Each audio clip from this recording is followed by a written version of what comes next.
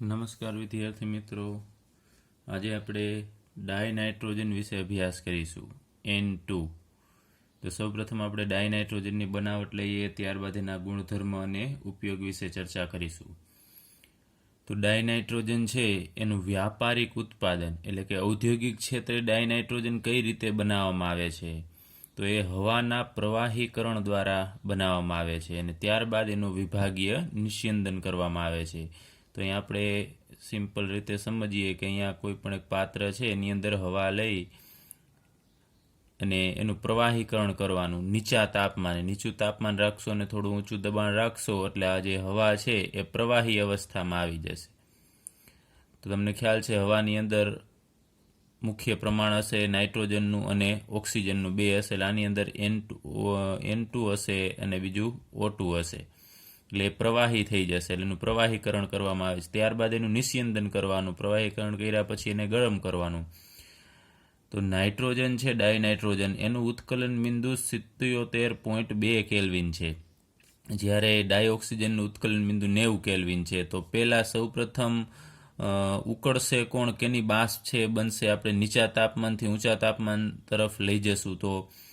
તો ડાયનાઇટ્રોજન છે, માનો કે આપણે 77.2 છે એટલા કેલ્વિન તાપમાન રાખીશું અથવા તો 78 કેલ્વિન તાપમાન રાખીશું.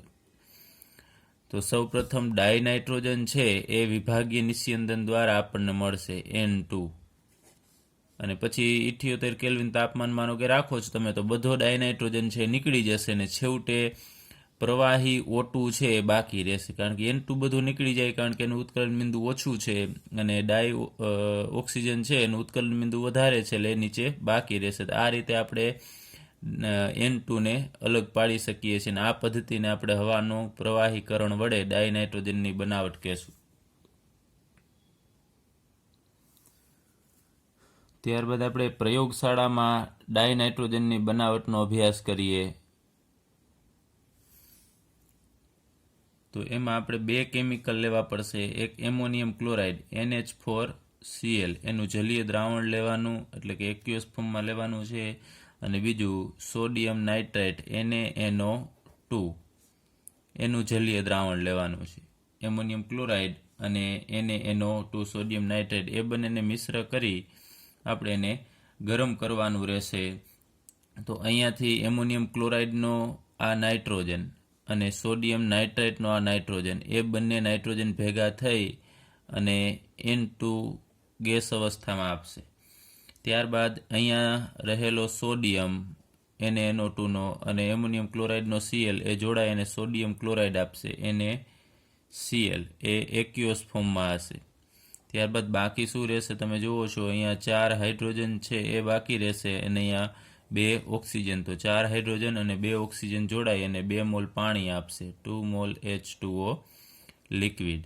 તો આ પદ્ધતિ દ્વારા આપણે અહીંયા N2 ગેસ છે બનાવી શકીએ છીએ. એનું પાત્ર હોય એની અંદર મિશ્ર કરી અને આને ગરમ કરવામાં આવે છે, એટલે ડાયનાઇટ્રોજનના પરપોટા ઉત્પન્ન થતા આપણને જોવા મળે છે. હવે આ બનાવટ દરમિયાન ડાયનાઇટ્રોજનની સાથે બીજા 2 વાયુઓ પણ બને છે અલ્પ માત્રામાં, એક નાઇટ્રિક ઓક્સાઇડ અને બીજું HNO3 નાઇટ્રિક એસિડ. આ બંને પણ બનશે. તો આ આપણા માટે અશુદ્ધિ છે, કારણ કે આપણો મુખ્ય હેતુ છે ડાયનાઇટ્રોજન બનાવવાનો. તો આ વધારાની આ પ્રોડક્ટ મળે છે એ અશુદ્ધિ છે. તો આ અશુદ્ધિ દૂર કરવા માટે શું કરવામાં આવે છે, આ જે વાયુ છે એ ઉત્પન્ન થાય છે એને આપણે કેમાંથી પસાર કરવાનો છે, તો પોટેશિયમ ડાયક્રોમેટ K2Cr2O7 અને સલ્ફ્યુરિક એસિડ H2SO4, આનું મિશ્રણ લેવાનું. એટલે કે એમાંથી ડાયક્રોમિક એસિડ બનશે. એ ડાયક્રોમિક એસિડમાંથી આપણે આ બધો આનું આખું મિશ્રણ, એટલે કે N2 હશે અને NO અને HNO3, આ બધા વાયુમય અવસ્થામાં હશે. એટલે આ તો એક્યુઅસ અને લિક્વિડ છે એ પાત્રમાં રહેશે. તો આટલા ભાગને આપણે આમાંથી પસાર કરીશું તો જે અશુદ્ધિ છે આ NO અને HNO3 એ અહીંયા રહી જશે. અશુદ્ધિ આમાં શોષાઈ જશે અને એમાંથી માત્ર નીકળશે કોણ, ડાયનાઇટ્રોજન વાયુ N2 ગેસ નીકળશે. તો આ રીતે આપણે અશુદ્ધિને દૂર કરી શકીએ છીએ. ચાલો ત્યારબાદ આપણે એમોનિયમ ડાયક્રોમેટ છે એનું ઉષ્મીય વિઘટન કરીને પણ ડાયનાઇટ્રોજન છે બનાવી શકીએ છીએ. એમોનિયમ ડાયક્રોમેટ નું ઉષ્મીય વિઘટન.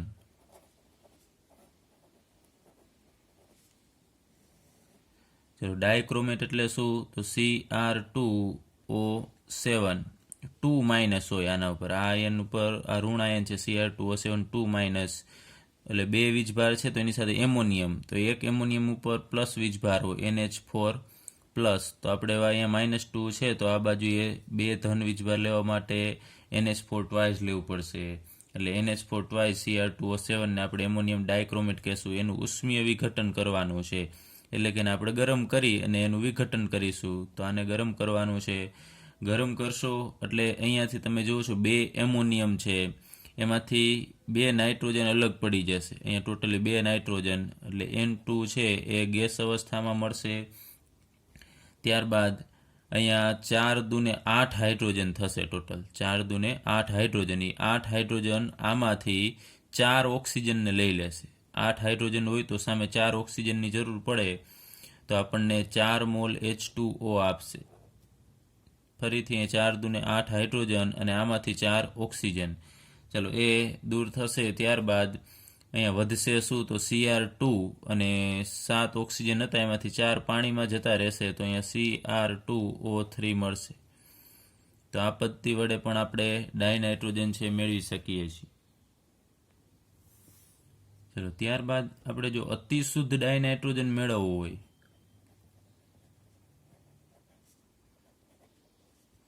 તો એના માટે આપણે સોડિયમ અથવા તો બેરિયમ એઝાઇડ લેવું પડે. હવે એઝાઇડ એટલે શું? તો N3- હોય એને આપણે એઝાઇડ કહીએ છીએ. તો સોડિયમ આની સાથે લેવાનો અથવા તો બેરિયમ લેવાનો, તો અહીંયા આપણે બેરિયમ એઝાઇડ લઈએ. બેરિયમ ઉપર 2+ હોય, ચાલો એનું સૂત્ર બનાવવું હોય તો Ba2+, તો આના ઉપરનો વીજભાર કેટલો થશે? અહીંયા 2 છે અને આના ઉપરનો વીજભાર 1, તો આપણે વીજભારનો ક્રોસ ગુણાકાર કરીએ છીએ, એટલે બેરિયમ કેટલા લેવાના? તો N3 ઉપર જેટલો વીજભાર હોય એટલા, તો N3 ઉપર એક જ વીજભાર છે એટલે આપણે બેરિયમ 1 લેવું પડશે. અને N3 કેટલા લેવાના? તો બેરિયમ ઉપર જેટલો વીજભાર હોય એટલા, એટલે N3 તમારે લેવા પડશે 2. તો BaN3 ટ્વાઇસ ને આપણે કહેશું બેરિયમ એઝાઇડ. એ જ રીતે અહીંયા તમે સોડિયમ એઝાઇડ પણ લઈ શકો, અને અથવામાં સોડિયમ એઝાઇડ માટે આપણે અહીંયા Na+ લેવું પડશે, Na+ અને N3-, તો સોડિયમ એઝાઇડનું સૂત્ર બનાવવું હોય તો માત્ર એક સોડિયમ લેવાનો અને 3 N3 લેવાનો, તો આ NaN3 ને આપણે કહીશું સોડિયમ એઝાઇડ. ચલો આનું આપણે BaN3 ટ્વાઇસ એટલે કે બેરિયમ એઝાઇડ છે એનું આપણે ઉષ્મીય વિઘટન કરવાનું છે, એટલે કે એને ગરમ કરવાનું થશે. ગરમ કરશો એટલે અહીંયાથી બેરિયમ છે અલગ પડી જશે Ba, અને N3 ટ્વાઇસ છે એટલે ટોટલ અહીંયા 6 નાઇટ્રોજન છે, તો એ 6 નાઇટ્રોજન આપણને 3 મોલ N2 સ્વરૂપે અહીંયા મળશે. તો અહીંયા બેરિયમ છે એ તો સોલિડ હશે, એના N2 છે એ ગેસ અવસ્થામાં હશે, તો આપણે એકદમ આને અલગ કરી શકીએ છીએ સરળતાથી, કારણ કે આ ઘન હશે અને આ વાયુ, તો વાયુ છે એ એકલો મળે છે. અહીંયા ટૂંકમાં બેરિયમ નીચે રહી જશે અને N2 જ મળશે. જ્યારે ઉપર તમે જુઓ છો એમાં અમુક અશુદ્ધિ પણ મળે છે. પાણી હોય તો ભેજનું પ્રમાણ પણ ગેસ અવસ્થામાં જશે, જ્યારે અહીંયા માત્ર N2 એક જ ગેસ અવસ્થામાં મળે છે, પાણી કે બીજી કોઈ વસ્તુ નથી. બેરિયમ છે તો એ સોલિડ હશે. તો તમને પૂછવામાં આવે કે અતિ શુદ્ધ ડાયનાઇટ્રોજન છે શામાંથી મેળવવામાં આવે છે? તો બેરિયમ એઝાઇડ અથવા તો સોડિયમ એઝાઇડ છે એનું આપણે ઉષ્મીય વિઘટન કરી અને અતિ શુદ્ધ ડાયનાઇટ્રોજન છે મેળવી શકીએ છીએ. ત્યારબાદ આપણે ડાયનાઇટ્રોજનના ગુણધર્મો વિશે અભ્યાસ કરીએ. તો એમાં સૌપ્રથમ ભૌતિક ગુણધર્મો એના લઈએ. તો ડાયનાઇટ્રોજન છે એ રંગવિહીન છે, એટલે એને રંગ હોતો નથી. વાસવિહીન છે, એની વાસ પણ આવતી નથી. ત્યારબાદ સ્વાદવિહીન છે, એનો સ્વાદ પણ નથી. અને બિનઝેરી વાયુ અવસ્થામાં એ અસ્તિત્વ ધરાવે છે. એટલે યાદ રાખજો, રંગવિહીન, વાસવિહીન, સ્વાદવિહીન અને બિનઝેરી છે, એટલે કે ઝેરી નથી. આપણા શ્વાસમાં જાય તો પણ એનાથી કોઈ નુકસાન થતું નથી, અને આપણે શ્વાસમાં ડાયનાઇટ્રોજન લઈએ જ છીએ. જે હવા છે, હવાની અંદર 78% ડાયનાઇટ્રોજન છે, તો આપણા શરીરની અંદર જશે તો એ કોઈ નુકસાન કરતું નથી. ત્યારબાદ નાઇટ્રોજન છે એના 2 સ્થાયી સમઘટકો છે, એક N14 અને N15, બંને સ્થાયી સમઘટકો છે. ડાયનાઇટ્રોજન છે એની પાણીમાં દ્રાવ્યતા ખૂબ ઓછી હોય છે. પાણીની અંદર ઓક્સિજનની જેમ દ્રાવ્યતા એની ઓછી છે. કેટલી છે દ્રાવ્યતા એ લઈએ તો 273 કેલ્વિન તાપમાને અને 1 બાર દબાણે 1 લીટર પાણીની અંદર, પ્રતિ લીટર પાણી છે 1 લીટર પાણીની અંદર 23.2 સેન્ટીમીટર ક્યુબ જેટલો ડાયનાઇટ્રોજન છે એ પાણીની અંદર દ્રાવ્ય થાય છે. એટલે યાદ રાખજો 23.2 સેન્ટીમીટર ક્યુબ પર લીટર પાણીની અંદર આટલા તાપમાને અને આટલા દબાણે એ દ્રાવ્ય થઈ શકશે. ત્યારબાદ ડાયનાઇટ્રોજન છે એનું ઉત્કલન બિંદુ અને ઠાર બિંદુ બંને નીચા છે. હવે ડાયનાઇટ્રોજનમાં નાઇટ્રોજન વચ્ચે ટ્રિપલ બોન્ડ આવેલો છે. તમને ખ્યાલ છે 3 બંધ હોય છે, તો એ 3 બંધને તોડવા માટે તમારે વધારે ઉર્જાની જરૂર પડશે. તો ડાયનાઇટ્રોજન છે એ ઊંચી બંધન એન્થાલ્પી ધરાવે છે, એટલે સરળતાથી આ બંધ તૂટતો નથી. જો આ બંધ તૂટે નહીં તો એ બીજા સાથે ઝડપથી પ્રક્રિયા પણ ન કરે. તો ઊંચી બંધન એન્થાલ્પીના કારણે એ ઓરડાના તાપમાને નિષ્ક્રિય છે, કારણ કે ઓરડાના તાપમાને આ બંધ તૂટતો નથી અને નાઇટ્રોજન અલગ પડીને બીજા સાથે સંયોજાતો નથી. પરંતુ જો તાપમાન વધે તો પ્રતિક્રિયાત્મકતા પણ ઝડપથી વધે છે. યાદ રાખજો, ઓરડાના તાપમાને નિષ્ક્રિય છે, પરંતુ જો તાપમાનમાં વધારો થશે તો ઝડપથી એની પ્રતિક્રિયાત્મકતા છે એમાં વધારો થશે અને બીજા સાથે ઝડપથી પ્રક્રિયા કરી શકે. ત્યારબાદ આપણે લઈએ કે ડાયનાઇટ્રોજન છે એ ધાતુ સાથે જોડાય અને આયનીય નાઇટ્રાઇડ બનાવે છે. મુખ્યત્વે આયનીય નાઇટ્રાઇડ બનાવશે અને અધાતુ સાથે જોડાય અને મુખ્યત્વે સહસંયોજક પ્રકારનું નાઇટ્રાઇડ. હવે નાઇટ્રાઇડ ક્યારે કહી શકાય કે નાઇટ્રોજન ઉપર 3- વીજભાર હોય તો આપણે એને એ આયનને નાઇટ્રાઇડ કહીએ છીએ. આગળ ઉપર આપણે એઝાઇડ લીધેલો, એમાં N3- હતું. અહીંયા એક નાઇટ્રોજન ઉપર 3 ઋણ વીજભાર છે અને ત્યાં 3 નાઇટ્રોજન ભેગા થઈ અને એના ઉપર 1 ઋણ વીજભાર હતો, એટલે એનો તફાવત છે યાદ રાખજો ખાસ. હવે આપણે ધાતુ સાથેની નાઇટ્રોજનની પ્રક્રિયા લઈએ તો લિથિયમ ધાતુ સાથે ડાયનાઇટ્રોજન પ્રક્રિયા કરી અને આયનીય પ્રકારનો નાઇટ્રાઇડ આપે છે. લઈએ તો લિથિયમ અને નાઇટ્રોજનમાંથી કયા પ્રકારનો નાઇટ્રાઇડ બને એ તમારે જાણવું હોય તો નાઇટ્રાઇડનું સૂત્ર N3- થશે. તો લિથિયમ ઉપર તમને ખ્યાલ છે પ્લસ વીજભાર હોય અને નાઇટ્રાઇડ એટલે N3-, તો આનો +1 વીજભાર અને આનો -3, તો તમારે ક્રોસ ગુણાકાર કરવાનો છે. લિથિયમ કેટલા લેવાના? નાઇટ્રોજનના વીજભાર જેટલા, અને નાઇટ્રોજન છે એ લિથિયમના વીજભાર જેટલા લેવાના છે. તો એમાંથી આપણને સૂત્ર મળશે Li3 અને 1 નાઇટ્રોજન એટલે Li3N. હવે આને આપણે બેલેન્સ કરવું છે તો અહીંયા 2 નાઇટ્રોજન છે તો અહીંયા આપણે 2 મૂકવા પડશે, તો અહીંયા લિથિયમ 3 દુને 6 થશે, તો અહીંયા 6 મોલ લિથિયમ લેવા પડે. તો આને કહેશું લિથિયમ નાઇટ્રાઇડ, આનું નામ થશે. એ મુખ્યત્વે આયનીય પ્રકારનો છે.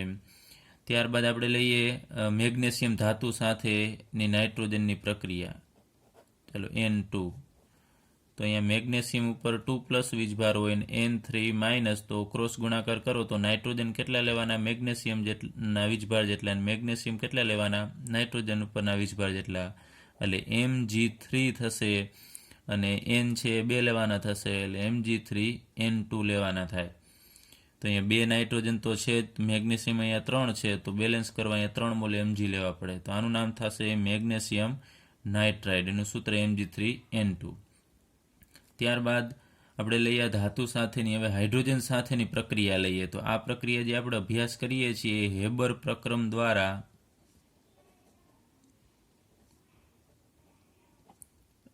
એમોનિયાની બનાવટ છે.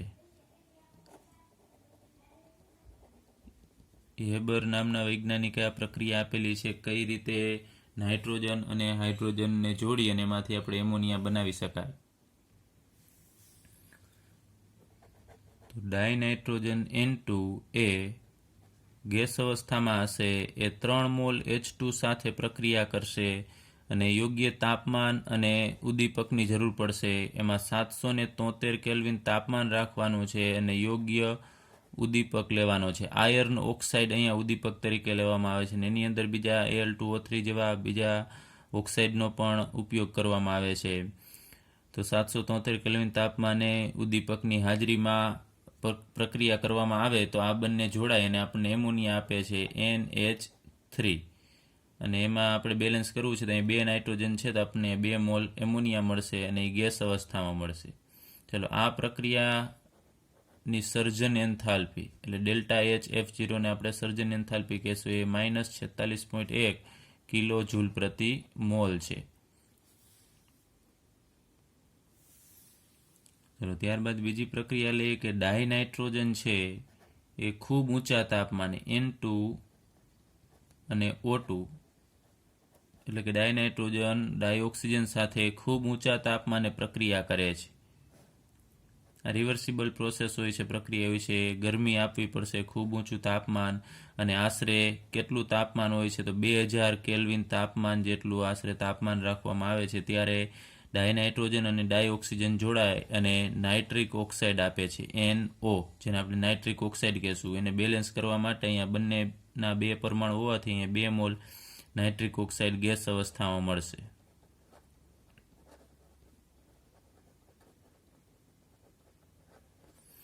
તો આ વાતાવરણની અંદર જ્યારે આકાશમાં વીજળી થાય છે ત્યારે આટલું ટેમ્પરેચર ઉત્પન્ન થતું હોય છે, અથવા આનાથી પણ વધુ ઉત્પન્ન થાય ટેમ્પરેચર, ત્યારે વાતાવરણમાં રહેલો ડાયનાઇટ્રોજન અને ડાયોક્સિજન સંયોજાય અને એમાંથી નાઇટ્રિક ઓક્સાઇડ આપે છે.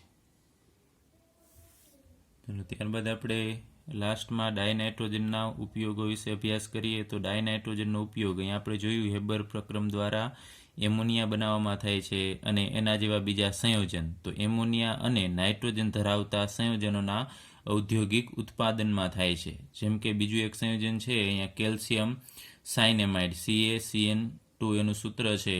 ત્યારબાદ નિષ્ક્રિય વાતાવરણની જ્યાં જરૂર પડે તો નિષ્ક્રિય વાતાવરણ ઉત્પન્ન કરવા માટે ડાયનાઇટ્રોજનનો ઉપયોગ થાય છે, કારણ કે ડાયનાઇટ્રોજન છે એ ઓરડાના તાપમાને નિષ્ક્રિય હોય છે. તો લોખંડ અને સ્ટીલ ઉદ્યોગમાં પણ આની જરૂર પડે છે નિષ્ક્રિય મંદક તરીકે. ત્યારબાદ પ્રવાહી ડાયનાઇટ્રોજન એટલે કે લિક્વિડ નાઇટ્રોજન કહેવામાં આવે છે. એનું તાપમાન ઘણું બધું નીચું હોય છે, એપ્રોક્સિમેટલી -180 ડિગ્રી જેટલું હોય છે. એટલે એનો ઉપયોગ છે એ જૈવિક પદાર્થો અને કોઈ ખાવાની સામગ્રી હોય છે, એટલે કે ખાદ્ય સામગ્રી, એની જાળવણી કરવા માટે, લાંબા સમય સુધી સાચવી રાખવા માટે, કોઈ નમૂના હોય, જૈવિક પદાર્થ છે, વનસ્પતિ છે અથવા કોઈ પ્રાણીઓના અવશેષ છે અને કોઈ ખાદ્ય સામગ્રી, એને વધુ લાંબો સમય સુધી સાચવી રાખવી હોય તો પ્રવાહી લિક્વિડ નાઇટ્રોજનની અંદર એને રાખવામાં આવે તો એ વધુ સમય સુધી આપણે એને સાચવી શકીએ છીએ. અને એને આપણે પ્રશીતક કહેશું, એટલે કે ઠંડુ પાડવા માટે પ્રશીતક તરીકે અહીંયા ડાયનાઇટ્રોજનનો ઉપયોગ થાય છે. આ ઉપરાંત એક ક્રાયો સર્જરીમાં પણ ડાયનાઇટ્રોજન લિક્વિડ નાઇટ્રોજનનો ઉપયોગ થાય છે. ક્રાયો સર્જરી એટલે કે વધુ ઠંડક ઉત્પન્ન કરી અને રોગનું નિદાન કરવા માટે, કોષની સારવાર માટેની એક ટેકનિક છે, એને આપણે ક્રાયો સર્જરી કહીએ છીએ. એમાં પણ ઠંડક ઉત્પન્ન કરવા માટે લિક્વિડ નાઇટ્રોજનનો ઉપયોગ થાય છે. ચલો હવે આપણે નાઇટ્રિક એસિડ એટલે કે HNO3 વિશે અભ્યાસ કરીએ, એની બનાવટ અને એના ગુણધર્મો વિશે અભ્યાસ કરીએ. તો નાઇટ્રોજન છે જુદા જુદા પ્રકારના ઓક્સો એસિડ બનાવે છે, જેમ કે H2N2O2, જેને આપણે હાઇપોનાઇટ્રસ એસિડ કહેશું. ત્યારબાદ HNO2 હોય તો એને નાઇટ્રસ એસિડ કહેવામાં આવે છે, અને HNO3 ને નાઇટ્રિક એસિડ કહેવામાં આવે છે. તો આ ત્રણ એસિડને આપણે ઓક્સો એસિડ કહીએ છીએ. તો આમાં સૌથી અગત્યનો છે નાઇટ્રિક એસિડ HNO3. તો એના વિશે આપણે અભ્યાસ કરીએ અને એની બનાવટ લઈએ. તો પ્રયોગશાળામાં કઈ રીતે નાઇટ્રિક એસિડ બનાવવામાં આવે છે એ સૌ પ્રથમ લઈએ. તો કાચની વક્ર નળી હોય, એની અંદર આપણે પોટેશિયમ નાઇટ્રેટ અથવા તો સોડિયમ નાઇટ્રેટ લેવાનું છે. આ બેમાંથી તમારે કોઈ પણ એક લઈ અને એની અંદર સાંદ્ર સલ્ફ્યુરિક એસિડ લઈ અને એને ગરમ કરવામાં આવે છે. તો અહીંયા આપણે લઈએ NaNO3 એટલે કે સોડિયમ નાઇટ્રેટ, અને બીજું આપણે એડ કરવાનું છે સલ્ફ્યુરિક એસિડ H2SO4. આ બંનેનું મિશ્રણ લઈ અને એને ગરમ કરવામાં આવે છે. તો એકદમ ઇઝી છે પ્રક્રિયા. અહીંયાથી NO3 માઇનસ હોય, અહીંયા Na પ્લસ અને NO3 માઇનસ હશે. એમાં NO3 માઇનસ અહીંયાથી એક H પ્લસને લઈ લેશે અને એમાંથી HNO3 બનાવશે, નાઇટ્રિક એસિડ બનાવશે. અને પ્લસ હવે પાછળ વધશે શું, તો અહીંયાથી Na પ્લસ, અહીંયા એક H વધશે અને SO4, તો એ NaHSO4 તરીકે છૂટું પડશે. આને કહીશું સોડિયમ હાઇડ્રોજન સલ્ફેટ, અને આનું નામ તો તમને ખ્યાલ જ છે, આ નાઇટ્રિક એસિડ આપશે. તો આ જે બનાવટ છે એ પ્રયોગશાળાની બનાવટ છે.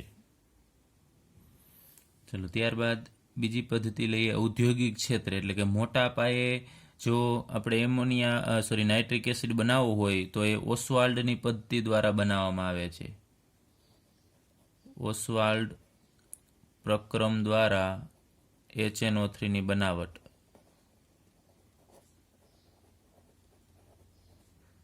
તો આ બનાવટ છે એ ઔદ્યોગિક ક્ષેત્રે એટલે કે મોટા પાયે ઉત્પાદન કરવું હોય ત્યારે ઉપયોગમાં લેવામાં આવે છે.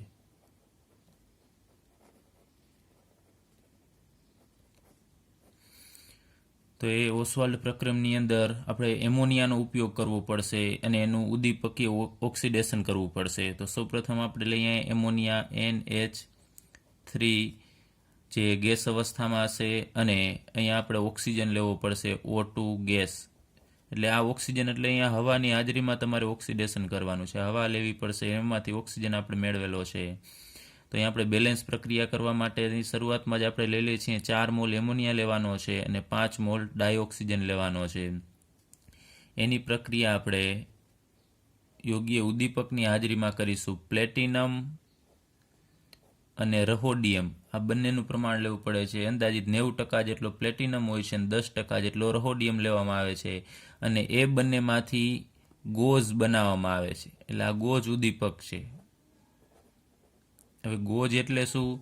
તો એ જાળી જેવી રચના કરવામાં આવે છે. એટલે કે પ્લેટિનમ અને રહોડિયમમાંથી જાળી જેવી રચના કરવામાં આવે છે. આપણે જેમ કોઈ પણ ગરણી હોય છે અથવા જે જાળી જેવી રચના હોય છે આ રીતે, એવી જ રચના આમાંથી બનાવવામાં આવે છે. એટલે ગોઝ એટલે જાળી જેવી રચના. ચાલો એ ઉદ્દીપક તરીકે આ બંનેનો ઉપયોગ કરવામાં આવે છે અને તાપમાન રાખવું પડશે આપણે 500 કેલ્વિન તાપમાન અને 9 બાર દબાણ રાખવાનું છે. તો આ બંને વચ્ચે પ્રક્રિયા થાય અને સૌપ્રથમ આપણે નાઇટ્રિક ઓક્સાઇડ મળશે. તો આમાંથી 4 નાઇટ્રોજન અને આમાંથી 4 ઓક્સિજન એ જોડાય અને નાઇટ્રિક ઓક્સાઇડ આપે છે. તો NO નું અણુસૂત્ર છે, એમાં 1 નાઇટ્રોજન ને 1 ઓક્સિજન, તો અહીંયા 4 નાઇટ્રોજન છે તો આપણને 4 મોલ NO એટલે નાઇટ્રિક ઓક્સાઇડ આપશે.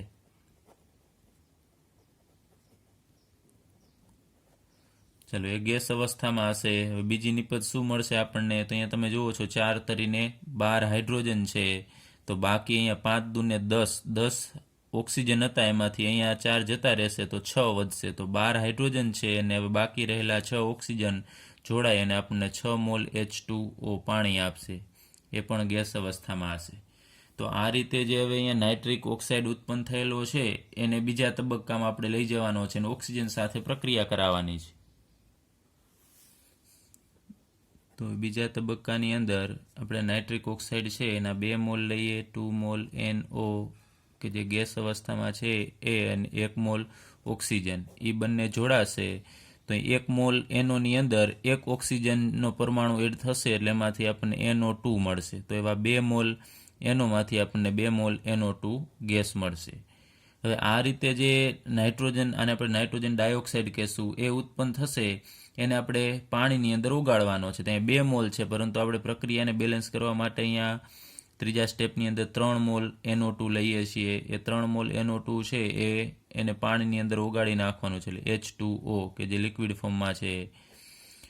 તો આ H2O નો 1 ઓક્સિજન છે એ કેની અંદર એડ થઈ જશે? આ NO2ની અંદર, અને એમાંથી NO3 આપશે તો આપણને HNO3.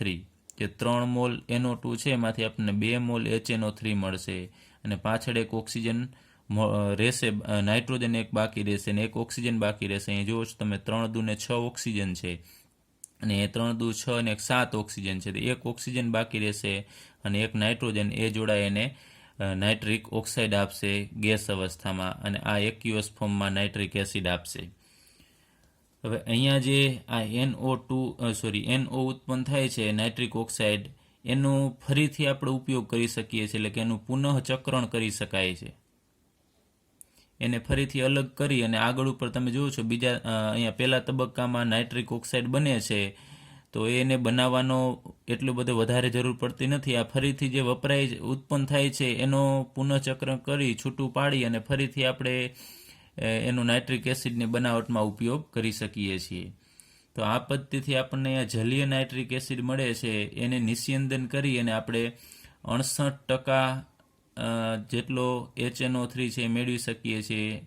અને એને આગળ ઉપર ફરીથી વધુ સલ્ફ્યુરિક એસિડની હાજરીમાં નિર્જળીકરણ કરવાનું. H2SO4 એ આમાં જેટલું પાણી હશે બાકીનું, તમે જે 32% જેટલું પાણી એ સલ્ફ્યુરિક એસિડ છે ખેંચી લેશે અને કેટલા ટકા સુધી એ સાંદ્ર બનાવી શકે છે? તો 98% જેટલો HNO3 છે એ સાંદ્ર બનાવી શકે છે. એટલે H2SO4 છે એ આમાંથી પાણી ખેંચી શકે છે, જેને આપણે નિર્જળીકરણ કહેશું, પાણી દૂર કરી નાખે છે. તો 68%માંથી 98% જેટલો નાઇટ્રિક એસિડ છે એ આપણે બનાવી શકીએ છીએ. હવે આપણે નાઇટ્રિક એસિડના ગુણધર્મો વિશે અભ્યાસ કરીએ. એમાં સૌ પ્રથમ આપણે ભૌતિક ગુણધર્મો વિશે અભ્યાસ કરીએ. તો નાઇટ્રિક એસિડ છે એ રંગવિહીન પ્રવાહી છે, એને કોઈ રંગ હોતો નથી, અને એનું ઠાર બિંદુ 231.4 કેલ્વિન અને ઉત્કલન બિંદુ 355.6 કેલ્વિન છે. અને નાઇટ્રિક એસિડનો આપણે જે પ્રયોગશાળામાં ઉપયોગ કરીએ છીએ એની સાંદ્રતા દળથી આશરે 68% જેટલી હોય છે. એટલે કે 68% HNO3નો આપણે ઉપયોગ પ્રયોગશાળામાં કરીએ છીએ. નાઇટ્રિક એસિડની વિશિષ્ટ ઘનતા 1.504 છે. ત્યારબાદ નાઇટ્રિક એસિડ છે એ વાયુ અવસ્થામાં સમતલીય બંધારણ ધરાવે છે. મેં અહીંયા બંધારણ દર્શાવેલું છે, આ HNO3. એમાં નાઇટ્રોજન ઉપર પ્લસ વીજભાર હશે અને ઋણ વીજભાર હશે એ આ બંને ઓક્સિજન ઉપર આમ સતત વિસ્થાનીકૃત થશે. અને અહીંયા મેં સસ્પંદન જેવું બંધારણ દર્શાવેલું છે કે ઋણ વીજભાર બંને ઉપર અહીંયા શિફ્ટ થતો હોય છે.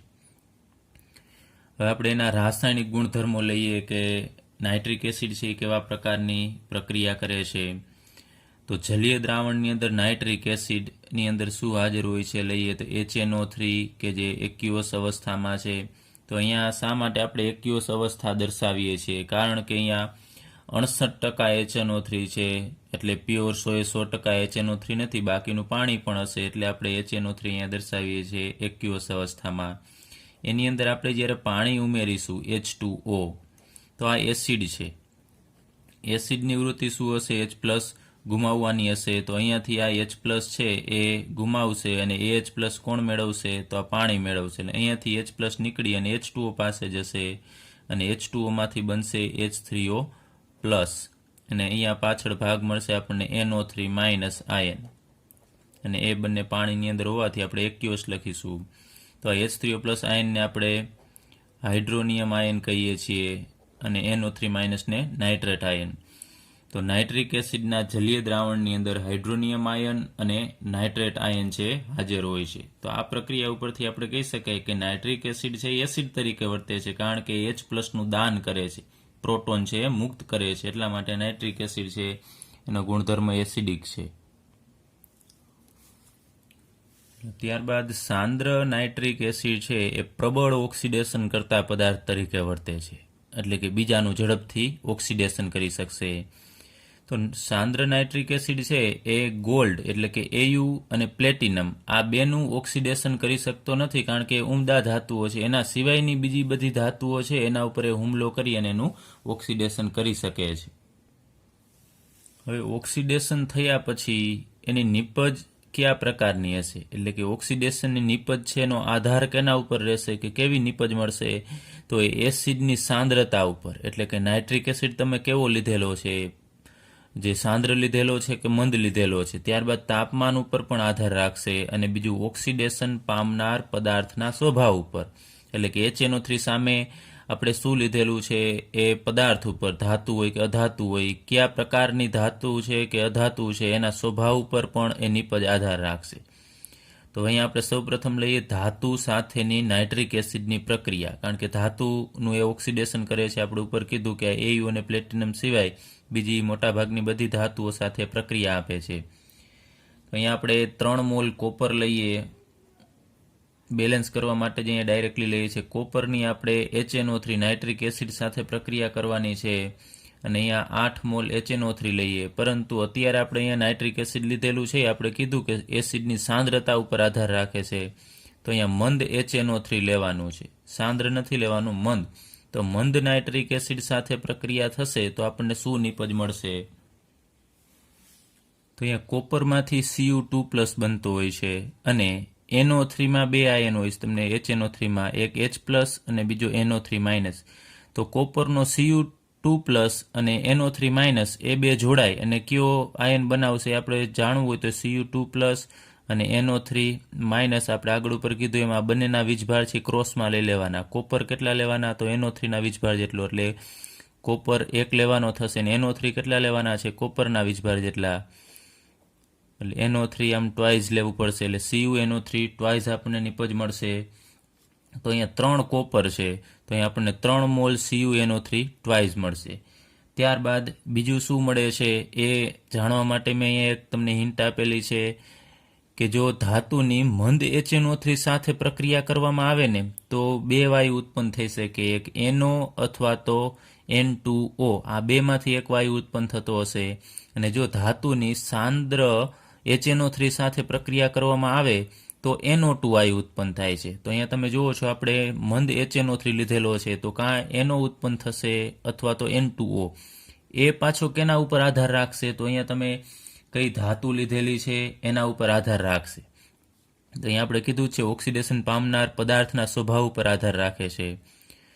આપણે અહીંયા બીજું લઈએ કે અહીંયા 8 મોલ HNO3 છે તો અહીંયા કેટલા N અહીંયા જાય છે તમે જુઓ છો 8 N હતા તો અહીંયા 3 દુને 6 N જશે, તો હજી 2 N એટલે કે 2 નાઇટ્રિક એસિડ છે એ બાકી રહેશે. તો એમાંથી આપણને અહીંયા NO મળશે 2 મોલ NO નાઇટ્રિક ઓક્સાઇડ મળે છે.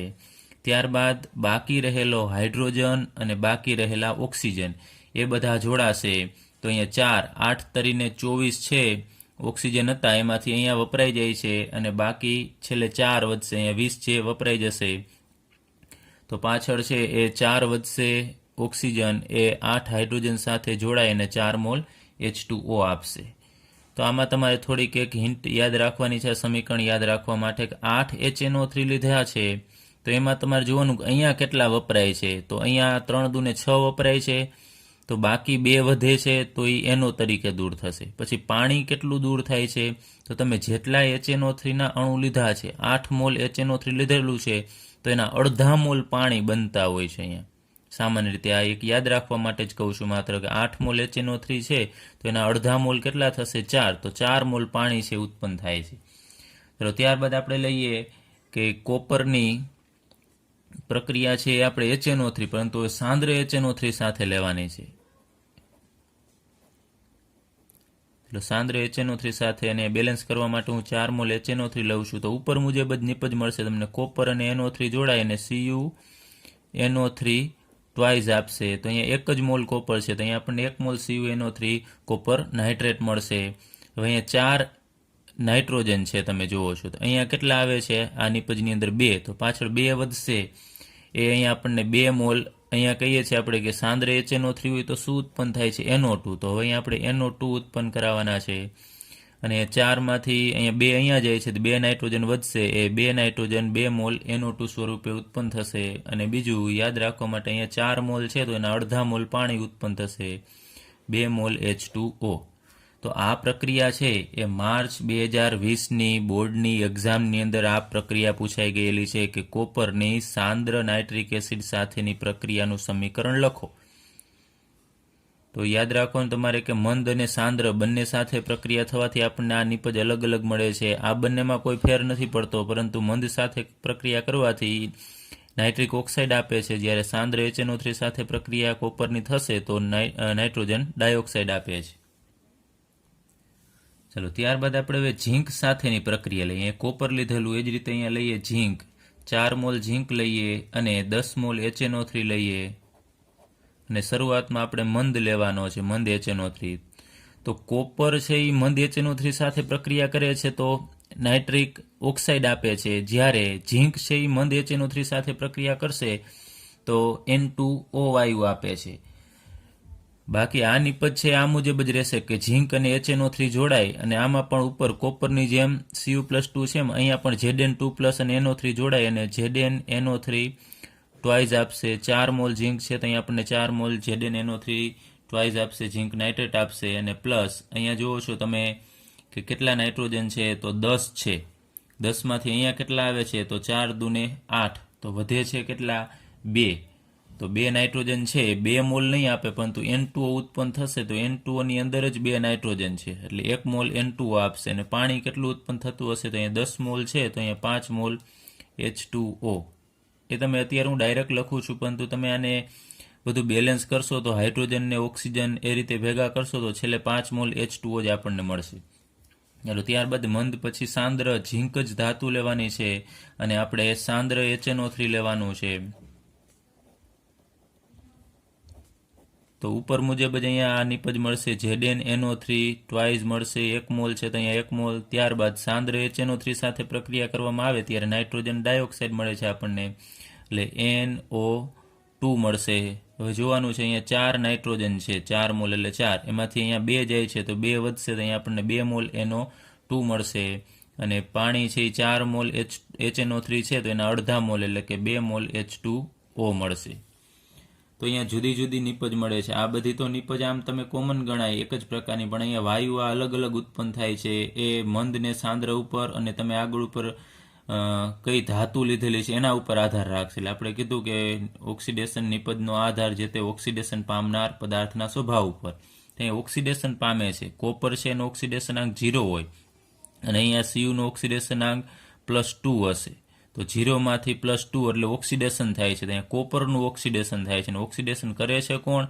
તો નાઇટ્રિક એસિડ. એટલે નાઇટ્રિક એસિડ છે એ બીજાનું ઓક્સિડેશન કરતો હોવાથી આપણે એને ઓક્સિડેશન કરતા કહીએ છીએ. ત્યારબાદ અમુક ધાતુઓ એવી છે જેમ કે ક્રોમિયમ અને એલ્યુમિનિયમ જેવી ધાતુ છે એ નાઇટ્રિક એસિડ વડે ઓક્સિડેશન પામતી નથી. આ તો નથી જ પામતી ગોલ્ડ અને પ્લેટિનમ. આ ઉપરાંત ક્રોમિયમ અને એલ્યુમિનિયમ એ ઓક્સિડેશન નથી પામતી. એ નાઇટ્રિક એસિડ HNO3 છે એમાં દ્રાવ્ય થતી નથી. શા માટે દ્રાવ્ય થતી નથી? કારણ કે એલ્યુમિનિયમ છે એની બહારની સપાટી ઉપર ઓક્સાઇડનું લેયર હોય. માનો કે આપણી પાસે આ એલ્યુમિનિયમ છે એનો આવો ટુકડો છે, તો એલ્યુમિનિયમની બહારની સપાટી ઉપર એક નિષ્ક્રિય ઓક્સાઇડ હોય, જેમ કે Al2O3 એનો ઓક્સાઇડ છે તો એનું ઓક્સાઇડનું પડ આવી જાય. તો આ નિષ્ક્રિય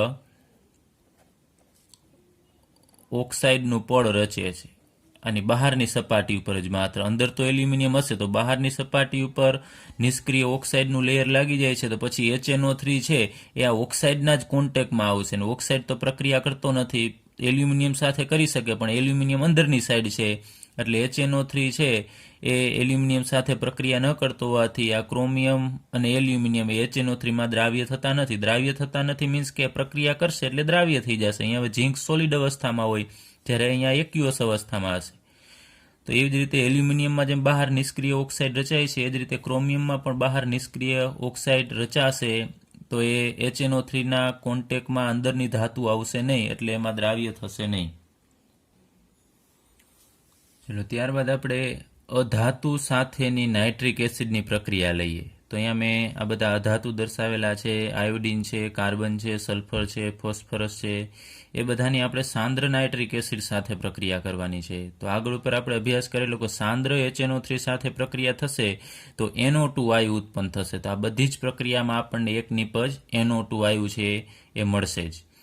હવે આયોડિન અને નાઇટ્રિક એસિડ એ બંને પ્રક્રિયા કરશે એટલે એમાંથી આપણને HiO3 એટલે આને આપણે કહેશું આયોડિક એસિડ મળે છે. તો અહીંયા 2 મોલ આયોડિન છે તો આપણને 2 મોલ આયોડિક એસિડ HiO3 મળશે. ત્યારબાદ એક મેં તમને કીધું કે સાંદ્ર HNO3 લેવામાં આવે એટલે નિપજ કઈ મળશે? NO2 નાઇટ્રોજન ડાયોક્સાઇડ મળશે. હવે એ એક યાદ રાખવાનું છે તમારે, અહીંયા જેટલા મોલ HNO3 હોય એટલા મોલ NO2 મળશે તમને. કારણ કે આગળ ઉપર તો આપણે નાઇટ્રેટ સંયોજન છે એ મળતું હતું, પરંતુ અહીંયા તો ક્યાંય નાઇટ્રોજનનો સમાવેશ થતો જ નથી, ક્યાંય આમાં નાઇટ્રોજન આવતો જ નથી. તો અહીંયા રહેલા બધા જ નાઇટ્રોજન છે એ NO2 સ્વરૂપે મુક્ત થશે. ત્યારબાદ તમે હાઇડ્રોજન અને નાઇટ્રોજન ઓક્સિજનની ગણતરી કરશો તો આપણને 4 મોલ H2O મળશે. એ જ રીતે કાર્બન એ HNO3 સાથે પ્રક્રિયા કરશે તો કાર્બનની અંદર ઓક્સિજન છે એનું ઉમેરણ થશે તો કાર્બનમાંથી કાર્બન ડાયોક્સાઇડ મળશે. ત્યારબાદ અહીંયા NO2 તો ઉત્પન્ન થવાનો જ છે તો જેટલા મોલ એટલે 4 મોલ HNO3 છે તો 4 મોલ NO2 આપણને મળશે. અને પ્લસ અહીંયા હાઇડ્રોજન છે એ જુઓ તો તમે 4 મોલ છે હાઇડ્રોજન, તો એના અડધા મોલ આપણને પાણી મળે એટલે કે 2 મોલ H2O મળશે. ત્યારબાદ S8 એટલે કે સલ્ફર છે એ 48 મોલ HNO3 સાથે પ્રક્રિયા કરે તો સલ્ફર અને HNO3 પ્રક્રિયા કરી અને આપણને સલ્ફર ધરાવતો એસિડ એટલે કે H2SO4 આપશે, સલ્ફ્યુરિક એસિડ આપશે. અહીંયા 8 એક અણુની અંદર 8 સલ્ફરના પરમાણુ હોય તો અહીંયા આપણને 8 મોલ સલ્ફ્યુરિક એસિડ મળશે. ચલો ત્યારબાદ અહીંયા જેટલા મોલ HNO3 હોય એટલા મોલ જ આપણને NO2 મળશે, એટલે 48 મોલ NO2. તો તમે જુઓ છો બધાની અંદર NO2 તો ઉત્પન્ન થશે જ. ત્યારબાદ અહીંયા પાણી છે એ બાકી રહેલા હાઇડ્રોજન અને ઓક્સિજનની ગણતરી કરશો તો આપણને 16 મોલ H2O મળે છે. ત્યારબાદ ફોસ્ફરસ 20 મોલ HNO3 સાથે પ્રક્રિયા કરશે તો એમાંથી ફોસ્ફરસ ધરાવતો એસિડ એટલે કે H3PO4 ફોસ્ફરિક એસિડ આપશે.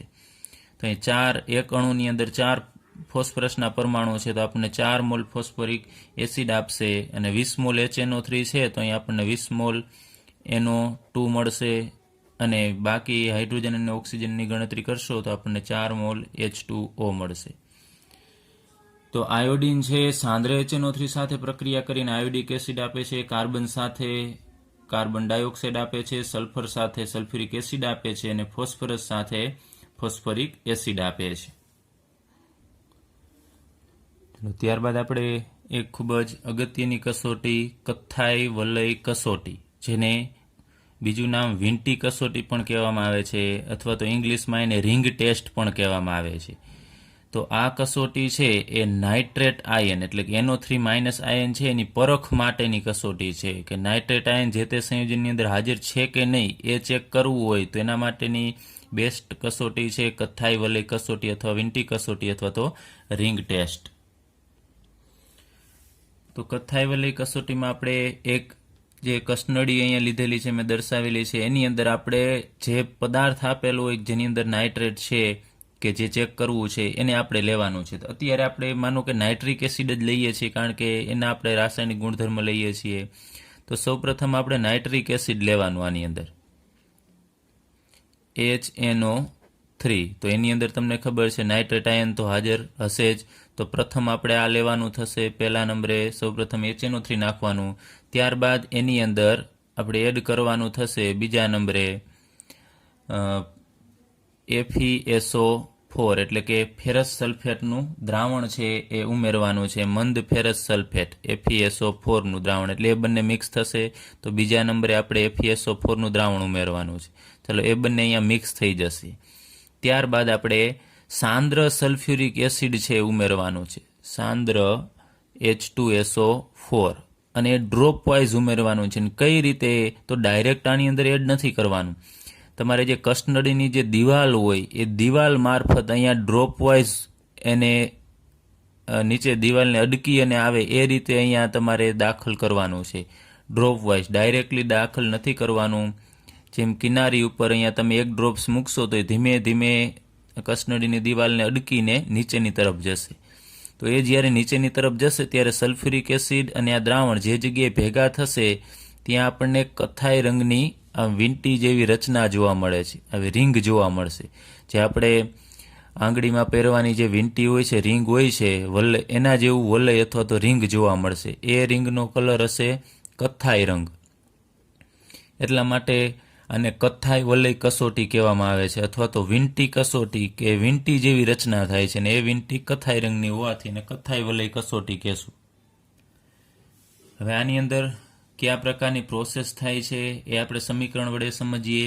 તો અહીંયા આપણે સૌ પ્રથમ લીધેલું નાઇટ્રિક એસિડ, પહેલાં આપણે નાઇટ્રિક એસિડ લીધેલું એટલે નાઇટ્રિક એસિડનો અત્યારે હું માત્ર NO3- આયન જ દર્શાવું છું, એટલે આ નાઇટ્રિક એસિડનો નાઇટ્રેટ આયન છે. ત્યારબાદ આપણે બીજા સ્ટેપમાં શું ઉમેરીએ છીએ તો FeSO4.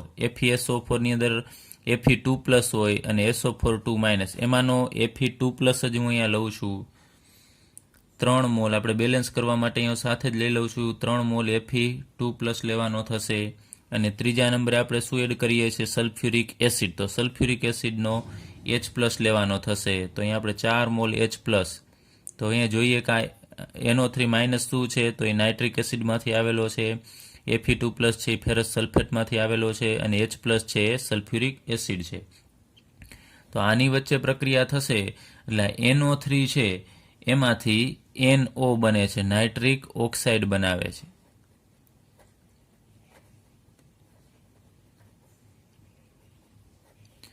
અને અહીંયા આ Fe2+ છે એ ઇલેક્ટ્રોન ગુમાવે છે. Fe2+ ઇલેક્ટ્રોન ગુમાવી અને Fe3+ માં કન્વર્ટ થશે.